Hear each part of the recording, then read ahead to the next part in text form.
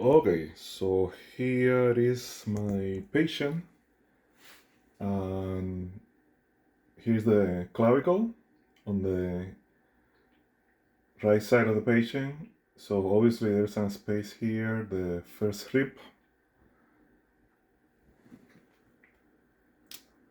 and there's the first intercostal space, second rib. Here's the second intercostal space. This is the place I want to hear for the aortic valve sound. And I place the bell here, and I hear the S2 sound louder than the S1 sound. I move to the other side of the chest, which is the left side. I remain on the same intercostal space, which is the second one, and I hear the pulmonary valve closing. And again, the S2 sound is actually louder than the S1 sound. For the herbs location, I go down one intercostal space, which is the third one, a little bit away from the sternum. And I hear the S1 sound and the S2 sound equally loud.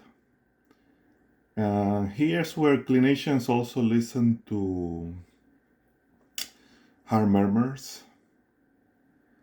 As I go down to the fourth intercostal space and a little closer back again to the sternum, I hear the tricuspid valve closing, and the S2 sound is louder than the S1 sound.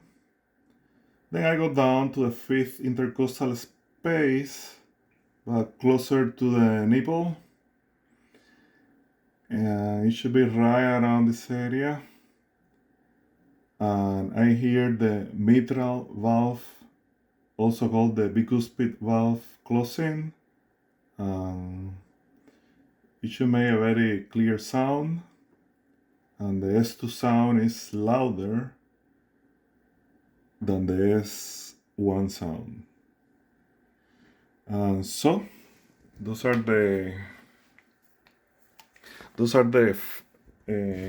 four different areas that you go to listen to the sound, and also another area, the herbs area.